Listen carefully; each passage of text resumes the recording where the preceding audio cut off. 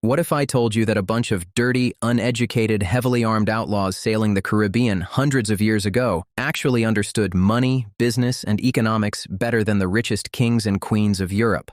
Picture a massive, glittering palace in the 1700s. Inside, a king wearing a crown covered in diamonds is secretly bankrupting his entire country. He changes the tax laws every single week, he spends millions on wars he cannot win, and he leaves his citizens starving. Now, picture a dirty wooden pirate ship tossed around by ocean waves. You probably imagine chaos. You probably imagine pirates stabbing each other over a single gold coin, getting drunk, and stealing whatever they can grab. But the reality is completely different.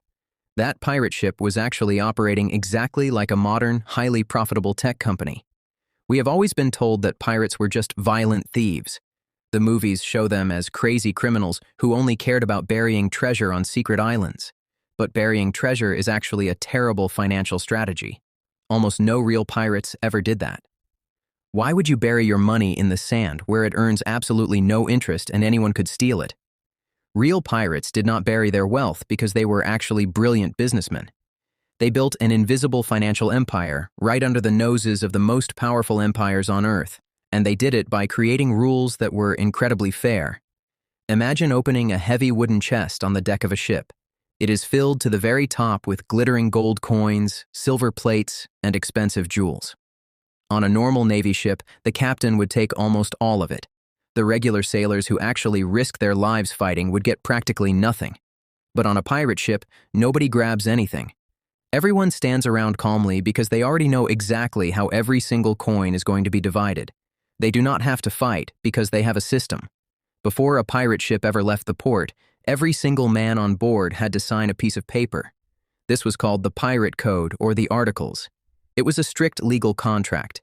If you could not read, you made your mark. This contract clearly stated exactly what percentage of the treasure every person would receive. The captain usually got 2 shares. The highest-ranking officers got 1.5 shares. The regular crew members got 1 full share. Think about how completely amazing this is. In a world where kings hoarded 99% of the wealth and gave the workers 1%, pirates created a flat system.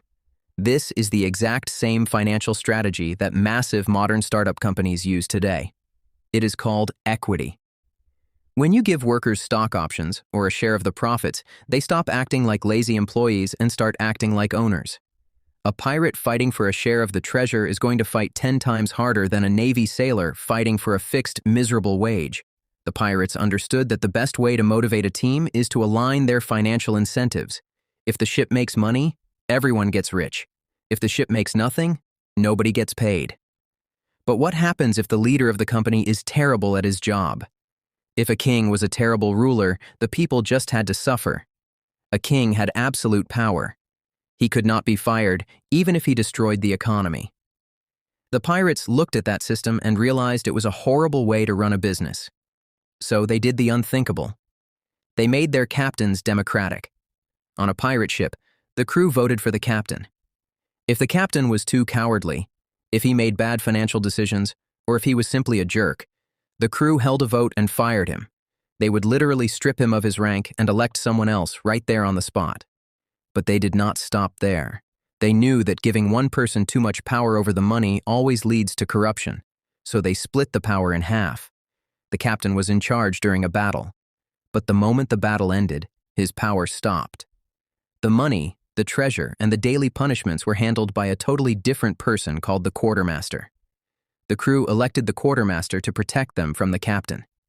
In modern business, this is called corporate governance and separation of powers.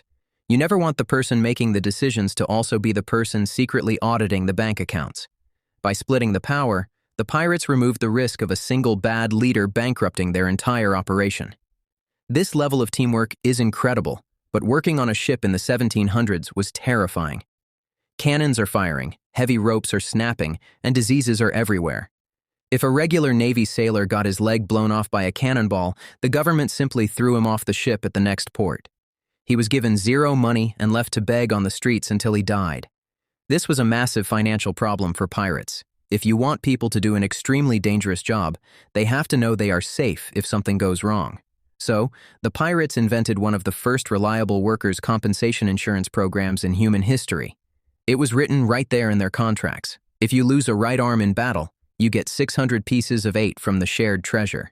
Lose a left arm? 500 pieces of 8. Lose an eye? 100. They literally priced the risk of the human body. In the financial world, this is how all insurance works today. You calculate the risk, you pool the money together, and you pay out when a disaster happens. Because the pirates provided a safety net, their crew members were willing to take massive risks during battles. They knew that even if they were horribly injured, they would still receive a massive payout that could keep them fed for years. The kings of Europe thought of their soldiers as cheap, disposable tools.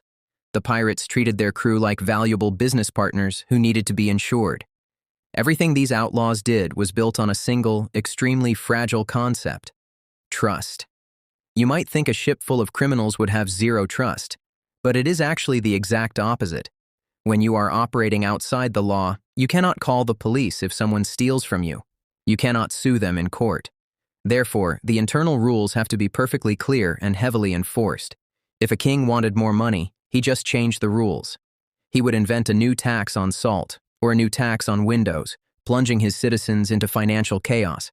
Kings constantly broke their promises because nobody could stop them. This destroys trust, and when trust dies, an economy crashes. People stop spending, they hide their gold, and businesses fail. The pirates knew that if trust died on their ship, everyone would literally die. So they made their financial rules unbreakable. If you were caught stealing even a single silver coin from the shared treasure chest, the punishment was brutal. You were abandoned on a tiny, empty island with nothing but a bottle of water and a loaded pistol. Because they punished financial fraud so severely, theft almost never happened. The rules were the rules, no matter who you were. When you really look closely at history, the truth is staring right at us. The golden age of piracy was not just a bunch of chaotic violence. It was a brilliant, high-speed financial experiment. These men and women were cast out of a broken system that heavily favored the rich and powerful. In response, they built their own floating economies based on profit sharing, democratic voting, health insurance, risk management, and unbreakable trust. Today, if you go to work for a tech startup and they offer you stock options, you are living the pirate code. If you get hurt on the job and your company pays for your medical bills, you are benefiting from a system those outlaws perfected hundreds of years ago. When a company has a board of directors to keep the CEO in check, they are using the exact same logic the pirates used when they created the quartermaster. The kings of the past eventually lost their massive empires because they treated money as a tool to control people. The pirates, on the other hand, treated money as a tool to unite people. They proved that when you build a system based on clear rules, shared rewards, and mutual respect, even a crew of runaway outlaws can build incredible wealth. Sometimes the greatest financial lessons come from the most unexpected people. If you enjoyed learning about the hidden history of money, consider subscribing to the channel. We uncover incredible stories like this every single week to make you smarter about history and finance. Now, I have a question for you. If you had to choose, would you rather trust your money with a pirate crew that followed clear rules, or a king who could change the rules whenever he wanted? Tell me why in the comments.